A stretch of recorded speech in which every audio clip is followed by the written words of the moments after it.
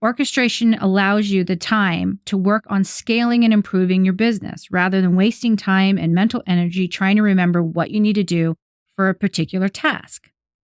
Or if you have employees, having to tell them what they need to do. Having standard operating procedures allows you to work on your business instead of working in your business.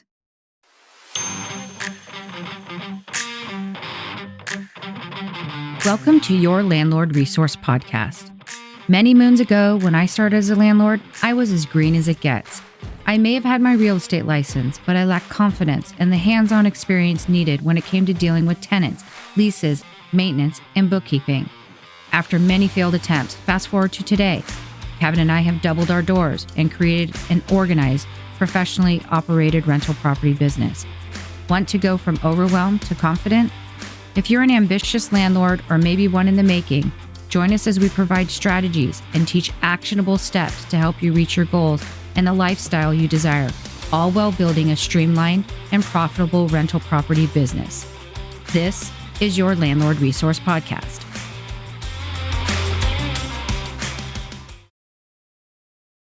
Hey landlords, welcome to episode 6. This is Kevin. I am here with my co-host and wife, Stacy. And today we'll be discussing creating standard operating procedures for your business. This is a fun one. So this episode is one that defines the mindset for a successful landlord. We believe that operating a rental property business, whether it's done alongside your 9-to-5 or if it's your full-time gig, should be done in a professional and systematic manner. Small business generally operate every aspect of their business by themselves and doing so without a repeatable and systemized manner. But small businesses can learn from those bigger businesses who already have systems in place. You see, as you scale and you add properties to your portfolio, you will need certain systems in place to avoid stress and overwhelm. By planning for how you or your employee or maybe your future property manager are to handle events that occur within the business, you can feel confident that you are prepared for most anything that is thrown at you or your team. What this preparation of a streamlined and smoothly operated business model creates is a calm, confident mindset. Think about it. When you visit a national fast food chain restaurant, you are witnessing systems that were tried and worked, then implemented over and over every time a franchise owner bought in. They are handed a standard operating procedure guide to follow and grow their business. That's exactly right. Think about it when you go by either a Taco Bell, maybe a McDonald's. They're set up the exact same way for every restaurant. Yep. Now, they look the same when you drive by, so you recognize it. You order from the same menu, that shows consistency. And you go there because it's easy as a customer. You don't have a big decision to make about what you will be eating. It's simplified. And the price is inexpensive, so you know what to expect. I want fries now. So think about this from the business owner's perspective. They know exactly how much ground beef they need, how many napkins to order because of sales. Now, employees also know how to operate the fryer, how much salt to put in the fries. The machines even know how to add the same amount of ice to every soda. And the opening and closing procedures can be completed by most employees because there are systems in place for every single task the employees and managers make during the day. That's why I believe it's 95% of franchise businesses succeed and 20% of small businesses fail within the first 2 years, and that number jumps up to 65% within 10 years. That's a lot. Let's put this in perspective of a rental property owner. Think of the tasks that you complete for your business. You have a way of doing things that work best for you and for the properties you own. And is there someone else out there who knows how to do the tasks that you do day in and day out? Life happens. Accidents and illnesses can take a person out for long periods of time. Much like a will or a living trust you create to designate what others are to do with your assets if you pass away, standard operating procedures are those for your business. What would you do if you got into a debilitating accident and were no longer able to run your properties? Would your spouse or your child be able to step in and handle the operations on your behalf? Standard operating procedures is your handbook or your operation manual. It's your step-by-step and how-to guide that describes how you or someone else should be completing tasks associated with your business. Now, according to Michael Gerber, who wrote the E-Myth Revisited, building the prototype of your business is a continuous process. Its foundation is 3 distinct yet thoroughly integrated activities through which your business can pursue its natural evolution. They are innovation, quantification, and orchestration. And this is a great book for anyone who is starting out as an entrepreneur and creating a small business. We'll put a link in the show notes to it. It was a good read. It really was. So let's break those down a little bit now. Okay, innovation. That would be anything you see others doing that would work well in your business and then implementing them. When something isn't working as well as you'd like, the natural question to ask, how can I do this better? It's the reason you listen to this podcast or read our blogs, hopefully. You might learn one thing that can help run your rental properties better or easier. It can be things like verbiage in a lease someone else shares with you that can help clarify something between you and your tenant. For example, you talk to a friend who is also a landlord, and you express how frustrated you are because your tenant is always paying the rent late. They pay your $25 late fee, but you rarely receive the rent before the 20th of the month. Your friend suggests changing your late fee procedure and shares what they have written in their lease. Instead of a flat fee, they might suggest giving the tenant a 3-day grace period. And then beginning on the 4th day, they will start to accumulate a $10 late fee per day. This process is clearly defined, and while it does not guarantee the rent will be received on time, I believe it'll definitely deter the tenant from being late as often. When you add this to your next lease, you have now added an innovation to your process.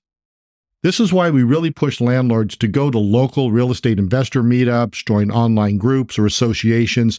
You get a lot of great tips. Yep, that's where we started. The second goal is quantification. This takes your innovation and translates to how it affects your bottom line. It allows you to measure the success or failure of what you implemented. Okay, let's go back to the late fee example. When you update your lease and ask your tenant to sign it upon renewal, you'll be able now to financially quantify if that implementation works. Now, did they continue to pay late? If so, how often? How much did you earn as a result of implementing that procedure? Your previous late payment of $25 has potentially been replaced by a late payment of a couple $100. Hopefully, they stop paying late altogether and you receive your rent on time each month. So I'm going to jump in here and let you guys know that the story of the late payment is actually what happened to us. We had a tenant and we had a $25 late fee that we would charge. This is going back several years. Yeah. And that tenant would pay on the 25th of the month, and they would pay the late fee. And here's the deal. We did serve notices. We did talk to them. It was straight up just an issue of the person was completely unorganized. Yeah. Great guy, but no organizational skills at all. Yeah. He had the money and everything. So, we knock on his door. We do the whole nine. He kept the unit nice. He was respectful. And that whole other part is a whole different story.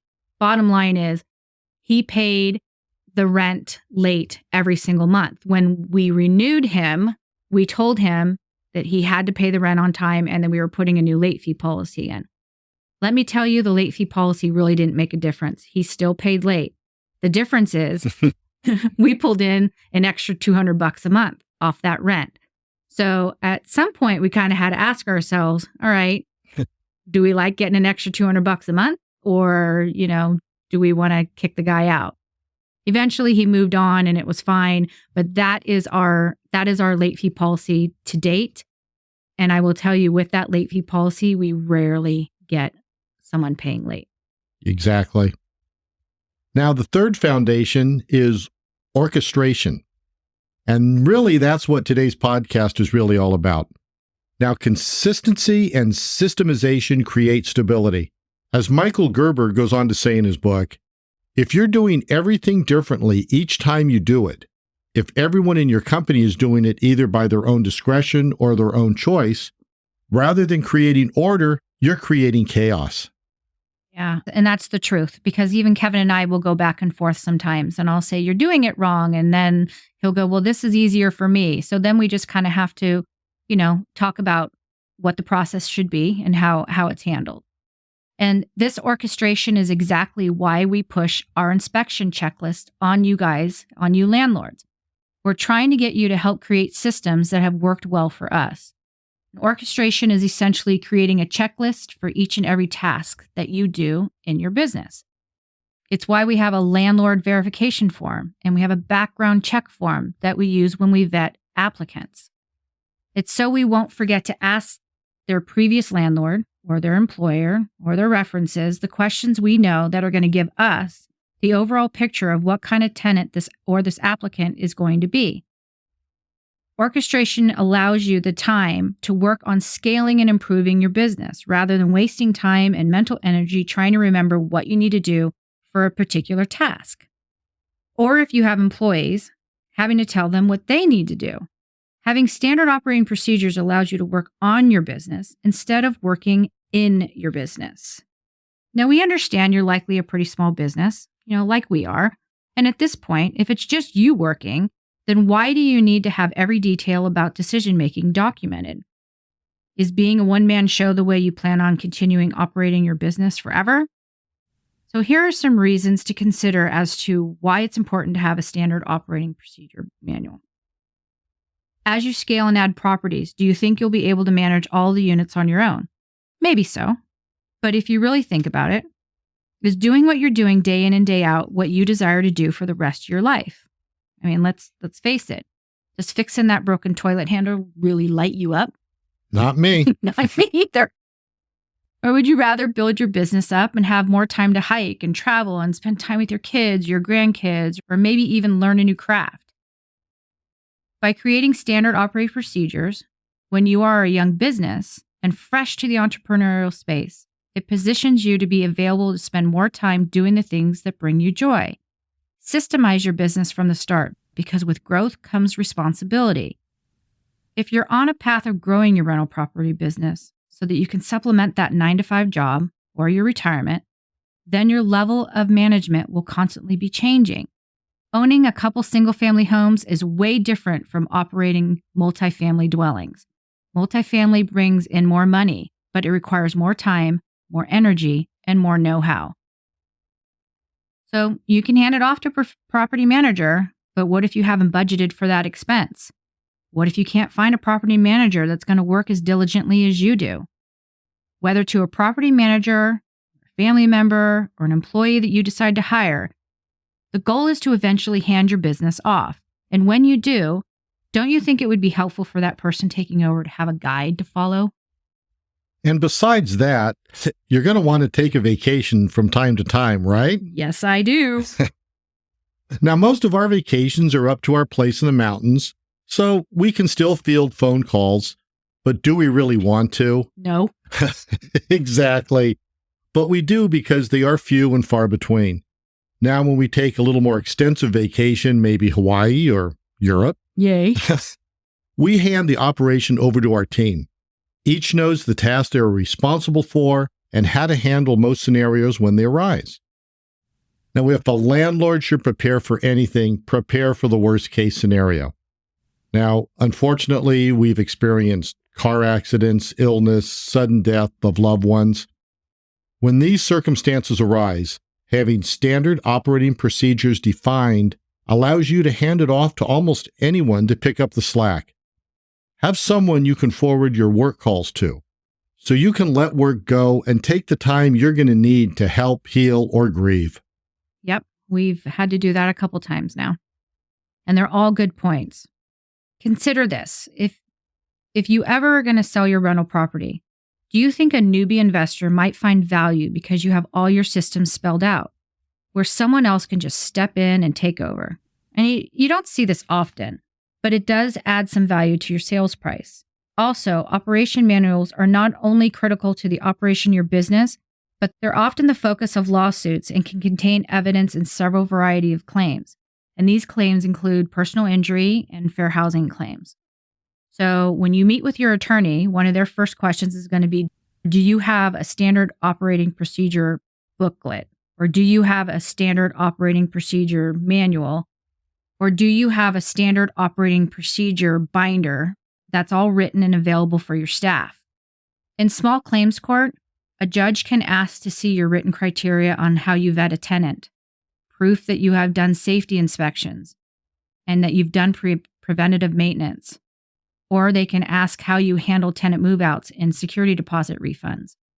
If you have one and show that employees follow procedures carefully and use checklists to perform tasks, you go a long way towards showing that you either have done nothing wrong or have done all that you could to avoid a situation. So we've discussed why you should have an operations manual stating all your procedures. Let's talk now about what and how you do that. It's a lot of information, and we ask you just to sit back and listen because we got you covered here. We do. And like Stace said, there's a lot of information here, but we wrote a blog about this subject. And in that blog, we have a very detailed list of all the items you should include in your rental property standard operating procedures. We'll link it in the show notes, so check it out. It's great. So here are some of the basics. When marketing and advertising your vacancies, where do you advertise and how long do you run the ad? How many photos do you include and where are the photos and images located? What information should be included in the ad? What are your criteria for acceptance? What's the process for showing a unit? Now, when you vet your tenant, what's the process for background checks? Where do you get the credit report? What forms do you use? I have a tip. I'm going to interject with a tip. Download our free landlord verification form. We'll put the link in the show notes, but it's basically a form that you can use when you are calling an applicant's previous landlords, and it has all the questions that you should be asking. That's very helpful. And going along with that, you go on with what's the process for acceptance? What's the process for denials? You should have one of those too. How does a new tenant sign the lease? In person, electronically? What's the process for either of these? What do you do when the tenant moves in? Is there a walkthrough to show them around the property and, what they should know? Do you provide a welcome basket? Is there a unit binder? What's included in that? That's a lot. Yeah. But I'm going to rattle off some more ideas for you guys to think about. So, do you do periodic inspections? When do you do them? Who does them? What do you inspect? Do you use our 6-page checklist for that inspection? Hope so. Shameful plug. How and when do you notify the tenants of inspections? How do you handle if lease violations are found or if maintenance needs to be performed? What do you do for preventative maintenance? When do you service your HVAC? And who do you call to do this? When do you clean the gutters? Who trims the trees? And who does your landscaping? And what are the tasks performed that you do each season? Is there a maintenance log? Where is it kept? Who's responsible for keeping it up? And a judge can ask to see this if you have one. How do you handle maintenance requests? How should the tenant notify you? What are your scripted responses depending on what their issue is? Who are your repair persons and what's their contact information? What formula do you use to decide if you're going to repair or replace something? What do you do if you need to perform maintenance and the tenant has a pet on the property? How do you track tenant renewal dates? How do you determine if you will renew or not renew a tenant? What lease do you use for those renewals? And where is it located? Are there any addendums that you need to add to your leases? What do you do if a tenant has to break their lease? And when a tenant moves out, do you offer a pre-move out inspection to advise them of potential issues that could result in a deduction from their security deposit? What items does a tenant need to clean to receive their security deposit back? If you deduct from that security deposit, what form do you use? Do you have a specific time allowed by your state for that notification? So you think we're finished? No. Almost. Hang with us. When you flip a unit, what do? Is there a checklist to follow? Where is it located? What supplies might you need? Who rekeys the locks? Operating procedures are also not just for the rental properties, they're just as important for the office. Where's the mail sent? Your house, a P.O. box? Where's the P.O. box key? Where are the tenant files? Are they locked? Where's the key? If you have electronic files, where are the files located? Is there a code to access them? Where are the master keys to your units? That's very important. Kind of important. Yeah. Do you do fair housing training? How often? Where is the certificate kept? Where do you bank? What bank account is used to hold your security deposit? What's the process for returning the funds to a tenant after move out? How do you account for reserves? Where are the reserves held? What bookkeeping software do you use? How do you process evictions? What is your late fee policy? How do you handle emergencies, or if someone unfortunately dies in your unit? How do you handle emotional service animal requests? How do you handle Section 8 requests? What kind of underwear do you wear, and where is it located? Stop. Holy cannoli, that's a lot of info. I want to make sure you were listening. Yeah, I was listening. But we only covered about half of what's actually in the blog. So go and check that out. Right now, we're going to talk a little bit about creating the actual manual. So consider what level of technology is comfortable for you. Many young people are very proficient with computers, and some of us older folks, not so much. You can create a hard copy, which helps with the visualization of how the manual will be laid out. Start with a large binder and some old-fashioned tabs and divide it into sections. As you work along, submit info as you complete it behind the related tab and include copies of blank leases, checklists, and anything that you use to complete a task. And keep in mind, you're likely going to have duplicate information behind several tabs. We have our criteria for acceptance falls under the marking section and also under vetting the tenant. Yeah. We realize that many of you would prefer to use electronic copies, and that's fine, but be considerate of whomever will be accessing this in the event of an emergency or an untimely death. Will they know where to look on your computer? Are there passwords they need to know? Google Drive is a great option. You can allow people to access the files. You can send them the links so that they have them in advance. If you have employees, they can access these files from their phone. So if there's any questions, they can consult the manual before they actually contact you to find out how you want to handle it. Consider having a manual binder just in case. If you prefer to hide it, make sure at least one person knows how to access it, like your spouse or your attorney. Update it once or twice a year or as you make the changes. I know we've thrown a lot of items at you to include in your manual, so our advice is to start small.